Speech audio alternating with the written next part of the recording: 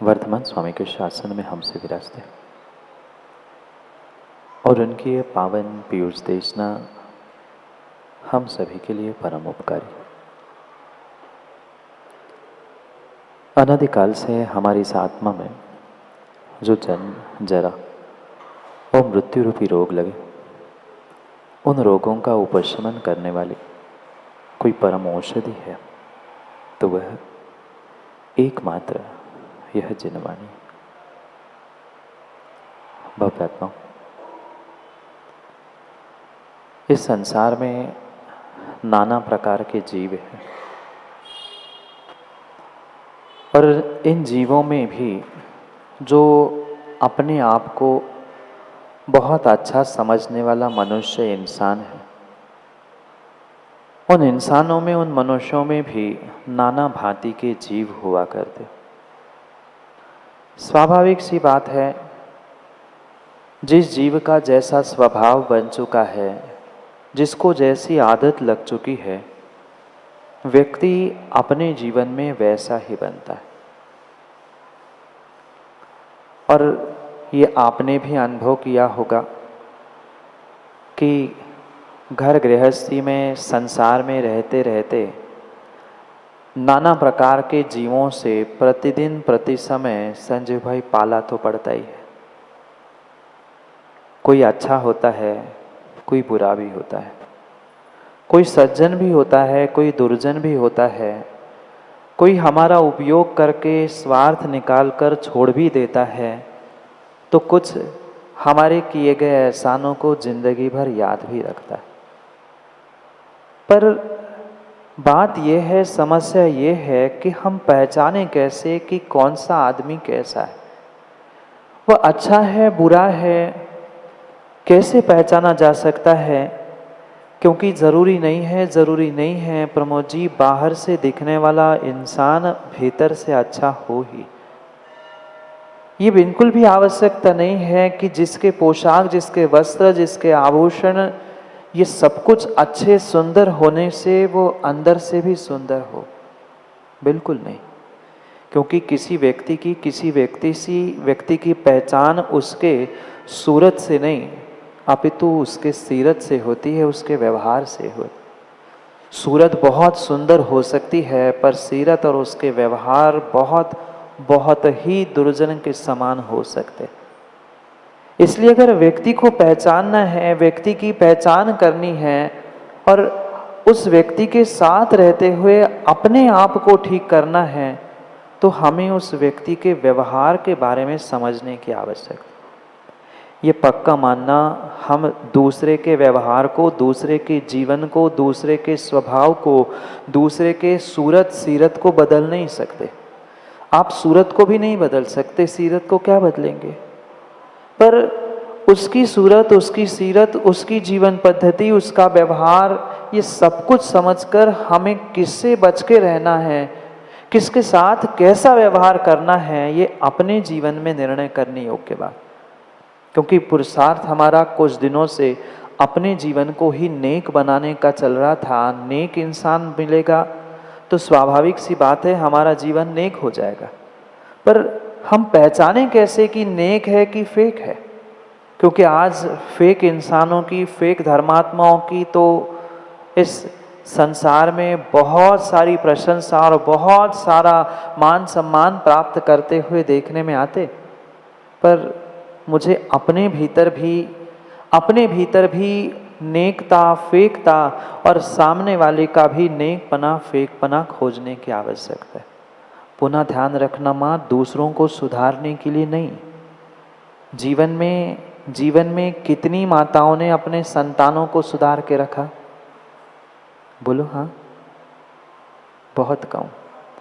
विचार तो बहुत सारी माताएं, बहुत सारे पालक करते हैं, मैं अपने संतानों को अपने हिसाब से पढ़ाऊंगा, अपने हिसाब से पढ़ा लिखा कर बड़ा करूंगा, अपने हिसाब से ये करूंगा। बहुत सारे सपने शायद कई सारे माता पिताओं ने जन्म देते समय ही सोचे होंगे, देखे होंगे, पर क्या वह सपने पूरे हो पा रहे हैं? क्या सबके सब सपने वह हम साक्षात घटित होते हुए देख पा रहे?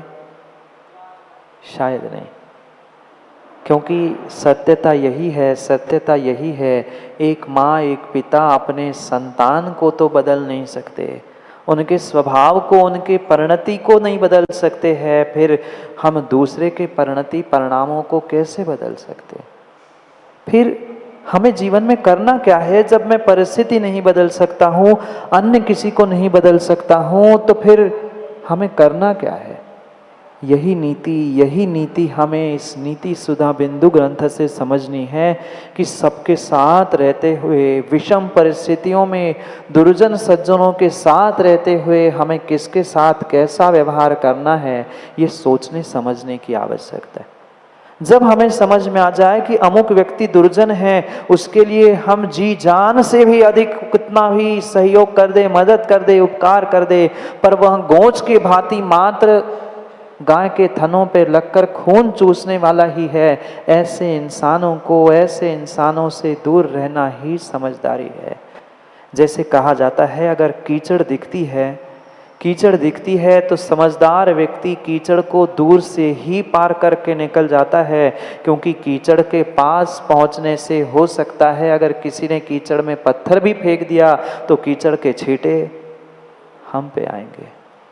ये सत्यता है, ये जीवन की नीति आज हमें समझाने का प्रयास काम कुमार नंदी महाराज कर रहे हैं कि ज्ञानी, अगर तुम्हें दूर से ही कीचड़ दिख जाए तो दूर से ही कीचड़ को तुम अपना रास्ता बदलकर निकलने का प्रयास करना, क्योंकि कीचड़ के पास जाओगे तो एक दो छींटे उड़ेंगे ही उड़ेंगे, क्योंकि ये सबको ज्ञात है, सब बहुत अच्छे से जानते हैं कि शराबी के साथ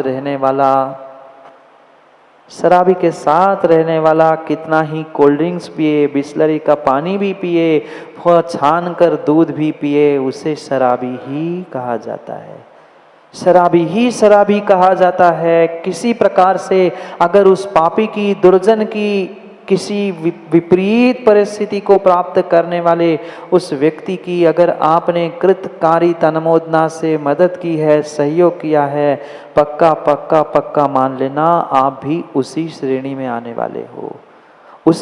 आने वाले हो। कितना ही अपनी सफाई फिर दुनिया को देते रहना, वो तो मैं दवाई लेने के लिए गया था, वो तो मैं मात्र मित्र के साथ गया था, अगर किसी प्रकार से मदिरा की दुकान में, शराब खाने में तुम पहुंचे हो, कोई ये नहीं कहेगा कि तुम कुछ बिल लेने गए थे, व्यक्ति यही कहेगा शायद बदले में एक आध बॉटल लेके तो आई है। इसलिए पहचान करने की आवश्यकता है, मित्र बनाने से पहले पहचान करने की आवश्यकता है। जिसके साथ हम अच्छा व्यवहार करना चाहते हैं, माताओं, वो अच्छा व्यवहार करने योग्य है कि नहीं, ये भी समझने की आवश्यकता है।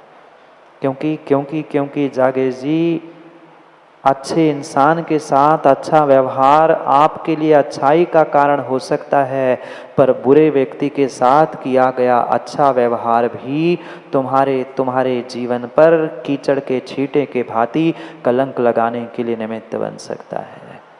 कितने सारे दृष्टांत और कितने सारे उदाहरण हमारे आंखों के सामने, भूत में जाने की आवश्यकता नहीं है, पुराणों को मत पढ़ो, पर आज वर्तमान में भी देख लेना, जिन जिन जीवों ने, जिन जिन लोगों ने दुर्जनों का सहयोग किया है, आज नहीं तो कल कभी न कभी उनको भी पीटना पड़ा है, उनको भी उसका फल अवश्य ही मिला है। क्या कभी आपने उस लोहार के यहाँ अग्नि को कुटते हुए नहीं देखा? लोहार को देखा, लोहे का काम करने वाले को, जो अग्नि संसार में कई सारे स्थानों में पूज्य मानी जाती है। अग्नि को पूज्य माना जाता है, कई ऐसे दर्शन हैं मात्र अग्नि को ही पूजा जाता है, और वह पूज्य अग्नि जिसकी साक्षी पूर्वक वैभव भाई 7 फेरे हुए थे ना, कुछ नहीं था, पर वो अग्नि इतनी पवित्र थी कि उसको साक्षी मानकर फेरे लगाए गए। कितना उस अग्नि का महत्व है, उस अग्नि को पूजा जाता है। पर लोहार के यहाँ जाकर देख लेना माताओं, वह अग्नि भी पिटती मिलती है। क्यों? क्या अग्नि ने कुछ गलत काम किया था? अग्नि ने गलत काम कुछ नहीं किया था, अग्नि ने गलत काम कुछ नहीं किया था। इतनी सी भूल उस अग्नि ने की थी कि गलत धातु का कुधातु का सहयोग उसने प्राप्त किया था। और लोहे के साथ साथ अग्नि भी कुटती मिलती है। नहीं देखा हो तो महन मामा जाकर देख लेना, तुम्हारे बानपुर में तो क्षेत्रपाल के पास कितनी अग्नि कुटती दिखती है। गलती अग्नि की मात्र और मात्र इतनी थी कि दुर्जन के साथ उसने सहयोग किया था।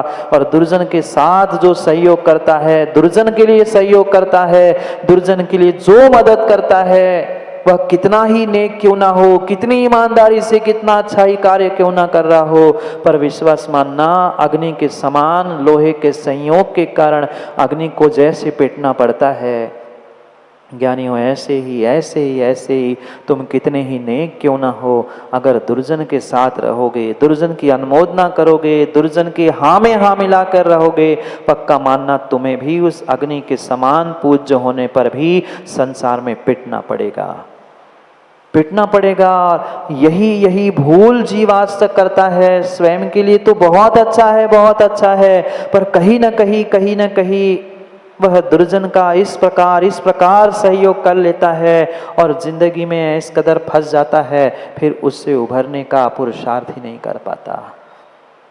इसलिए समझा रहे हैं, पहचान बता रहे हैं कि संसार में दुर्जन कौन है, किसे हम दुर्जन कहे, किसे हम सज्जन कहे, कौन अच्छा है कौन बुरा है, उसके सूरत पर ये लिखा नहीं मिल सकता है। उसका व्यवहार ही तय करता है कि वह जीवन में हमारी संगत करने योग्य सज्जन है कि दुर्जन है। कभी हमने ये विचार किया ही नहीं, है। न मित्र बनाने से पहले, न कभी किसी को मदद सहयोग करने से पहले, ठीक है हमारे भीतर दया है, करुणा है, ये सब कुछ सत्य स्वीकार है, पर दया, करुणा, मदद, सहयोग भी उसी को करनी होगी जिससे तुम्हारे स्वयं का, तुम्हारे आत्मा का अहित ना हो। अन्यथा संजीव भाई, दूसरे के हित के चक्कर में अगर हमारा अहित हो रहा है, दूसरों की सफाई के चक्कर में मैं कलंकित हो रहा हूँ, तो किसी प्रकार से उसका हित, उसकी शुद्धता मेरे जीवन में मेरे हित का कारण बन ही नहीं सकती। करुणा, दया कुछ क्षण के लिए दूसरे की दया करुणा को किराने रखते हुए अपनी आत्मा, अपने जीवन के बारे में भी थोड़ी दया करुणा करो। क्यों आंखें मीचकर हम दुर्जन का सहयोग कर रहे हैं, क्यों आंखें मीचकर दुर्जन की अनुमोदना कर रहे हैं। मैं पुनः कह दूं, एक ने मात्र साधु का उपहास किया था, याद है? एकमात्र श्रीपाल ने साधु का उपहास किया था, 700 ने मात्र तालियां बजाई थी। नहीं पता कथा क्या?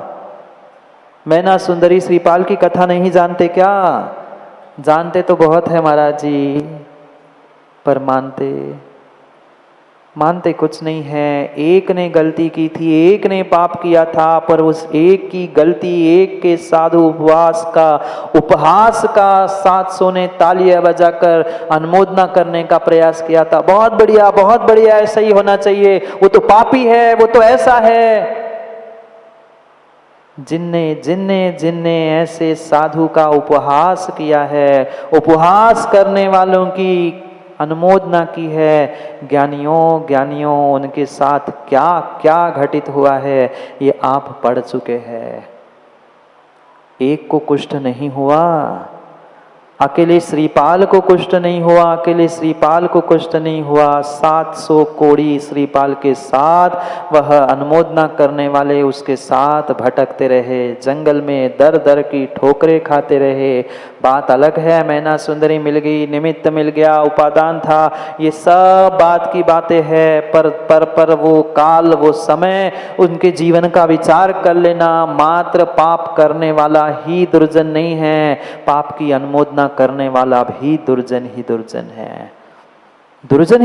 है। आज सबसे पहले हम श्लोक को पढ़ते हैं और फिर जो एक कठोर शब्दों के माध्यम से कामकुमार नंदी महाराज दुर्जन को समझा रहे हैं, उस दुर्जन की पहचान करने का प्रयास करते हैं। एक एक कठोर शब्द, जरूर जरूर आपको कटु शब्द लग सकते हैं, कठोरता लग सकती है, पर सत्यता सत्यता यही है, सत्यता यही है। किस कदर हम आज भौतिकता के चक्कर में भूल चुके हैं कि हम कर क्या रहे हैं और किसके लिए कर रहे हैं। ये बहुत बड़ी भूल है।